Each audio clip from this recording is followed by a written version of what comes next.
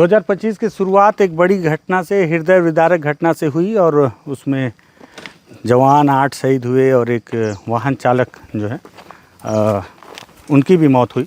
आप देखें कि यहाँ से गाड़ी लगभग 100-200 मीटर दूर होगी और यहाँ पर ये देखिए स्कॉर्पियो के एक्सल इतनी दूरी में पड़े।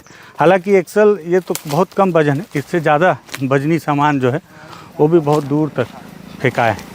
और इससे ज़्यादा दुखद एक और घटना है इसी से जुड़ी हुई कि जो जवान शहीद हुए सबके शव तो बरामद कर लिए गए हैं, वाहन चालक का शव अभी तक बरामद नहीं हुआ है। वहाँ देखिए उस पेड़ के ऊपर धर्मेंद्र भैया मदद कर रहे हैं कैमरा चलाने में, वो पेड़ के ऊपर देखिए वो कपड़ा कैसे लटका है। दादा वो मोटर बोट लेके किधर से गए? ये देखो वहाँ से गए। कहाँ से? ये यहाँ से जाइए, इधर से जाओ। क्या पार्ट्स का सामान? ये देखिए पार्ट्स का सामान चारों तरफ में किस तरह से बिखरा हुआ है, जिससे आप ये अंदाज़ लगा सकते हैं कि मुझे ऐसा लग रहा है माओवादियों से, ये ड्राइवर सीट है ना, इसी से अंदाज़ लगाया जा रहा है। ये अभी तक चालक का शव बरामद नहीं हुआ है और ये ड्राइवर की सीट है।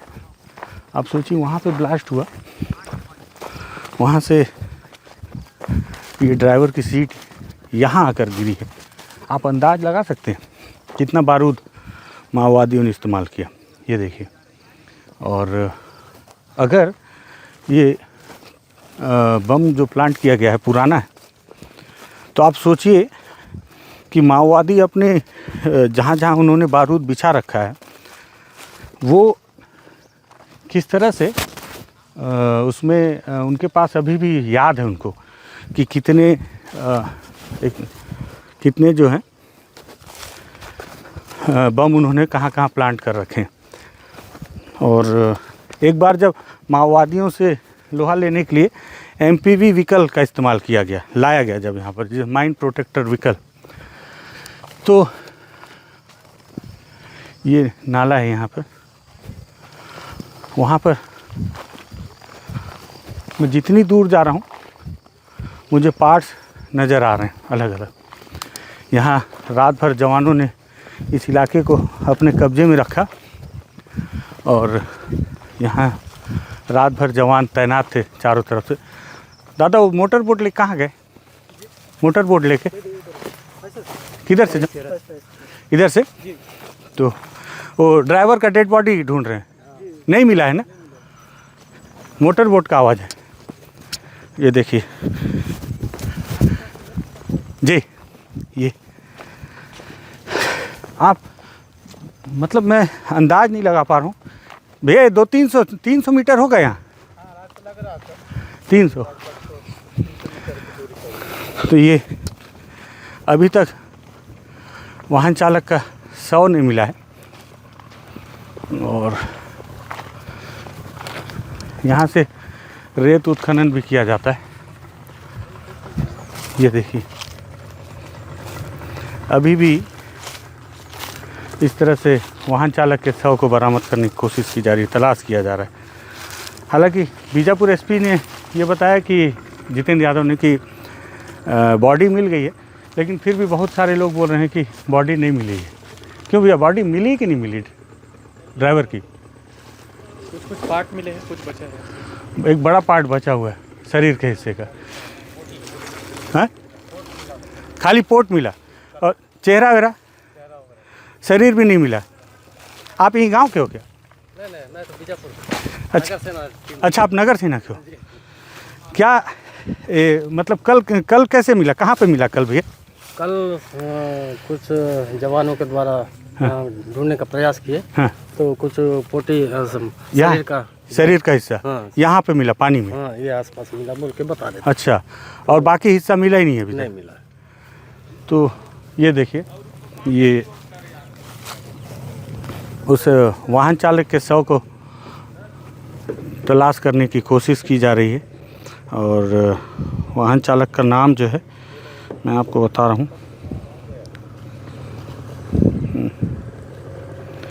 तुलेश्वर राणा। ये जगदलपुर के हारापुर के निवासी थे तुलेसर राणा और इनके लिए एसडीआरएफ की टीम लगी हुई है और ये कोशिश कर रही है। मैं सिर्फ ये बताना चाह रहा हूँ कि कितनी बड़ी मात्रा में बारूद का इस्तेमाल माओवादियों ने किया। तो मैं ये बता रहा था कि जब एमपीवी व्हीकल का इस्तेमाल शुरू हुआ माओवादियों के खिलाफ, माइंड प्रोटेक्टर व्हीकल, तो उसके बारे में ये जानकारी दी गई कि ये 50 किलो तक का बारूद सह सकता है। ये वाहन माओवादी जो लैंड माइन्स लगाते हैं तो उसमें 50 किलो तक का बारूद वो सह सकता है। माओवादियों ने उसके कुछ समय बाद ही एक प्रयोग किया और 50 किलो से ज़्यादा बारूद लगाकर उन्होंने माइंड प्रोटेक्टर व्हीकल को उड़ा दिया, उसके परखच्चे उड़ा दिए। उसके बाद से बस्तर में कई माइंड प्रोटेक्टर व्हीकल को माओवादियों ने अलग अलग स्थानों पर ब्लास्ट किया, जिसमें मुझे याद है किस्टारम के इलाके में भी याद है, ऐसे कई इलाके हैं। गंगालूर के रास्ते में भी मैंने देखा था कि एक माइंड प्रोटेक्टर व्हीकल को माओवादी ने उड़ाया। अभी माओवादियों के खिलाफ में एक वैसे ही एक उससे अपग्रेड वर्जन का एक नया व्हीकल लाया गया है जो 8 पहियों का है और अलग अलग एक्सेल का। और उसकी खूबियाँ ये है उस गाड़ी की कि वो पहाड़ में भी चढ़ सकता है, खेत में भी चल सकता है और उसमें जवानों को बाहर निकल कर फायरिंग करने की आवश्यकता नहीं, अंदर से ही ऑपरेट किया जा सकता है। तो उस तरह के व्हीकल का इस्तेमाल अब फोर्स के द्वारा किया जा रहा है और ये जानकारी भी हमारे जैसे लोग मीडिया के माध्यम से उजागर कर चुके हैं कि उसमें कितना बारूद के सहने की क्षमता है। मुझे लगता है बहुत सारी चीज़ें मीडिया के द्वारा नहीं बतानी चाहिए जो कि जवानों की सुरक्षा से जुड़ी होती हैं और इस बात का ध्यान मीडिया को रखना चाहिए। और यहाँ मुझे लगता है कि अगर पुराना आईडी बम था तब अलग बात है, लेकिन अगर नया बम प्लांट किया गया तो माओवादी कहीं अब इस प्रयोग में तो नहीं है कि वो जो नई व्हीकल आई हुई है उनके खिलाफ उसे भी एक बार वो उड़ाने की कोशिश कर रहे हों। अगर ऐसा है तो जवानों को और माइंड प्रोटेक्टर व्हीकल में बैठने वालों को फिर से सतर्क रहने की आवश्यकता है। ये देखिए, ये लगातार ये सबसे दुखद तस्वीर है कि सबसे पहले तो सभी जवानों के शरीर के चिथड़े उड़ गए, उसे बरामद भी कर लिया गया और उससे ज़्यादा दुखद कि वाहन चालक का शव अब तक बरामद नहीं किया जा सका है। हालांकि एसपी साहब ने कहा है कि शव बरामद कर लिया गया है, लेकिन यहाँ के लोग बता रहे हैं कि शव के तौर पर सिर्फ उनके अंदर के जो यहाँ का हिस्सा है पेट के अंदर का वही हथेलियाँ बरामद की गई हैं और बाकी पूरा हिस्सा अभी भी बरामद नहीं किया गया है।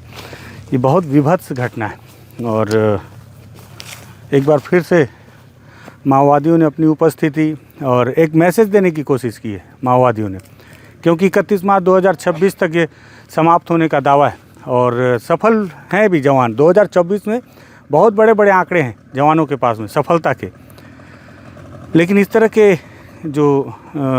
की जो घटनाएं हैं वो मुझे लगता है कि मैसेज के साथ जवानों के मनोबल को तोड़ने के लिए माओवादी इस तरह की घटनाओं को भी अंजाम देते हैं। बताने की कोशिश करते हैं कि बेदरे में कैंप है, कुटरू में कैंप है, लेकिन वो जब चाहें जहाँ चाहें वहाँ ब्लास्ट कर सकते हैं। अभी भी होता ये है कि अरनपुर की घटना में भी मैंने इस बात को देखा था, जिस रास्ते से जवान रेगुलर जाना आना करना शुरू कर देते हैं तो कई बार उनको लगता है कि अब ये इलाका सेफ़ है।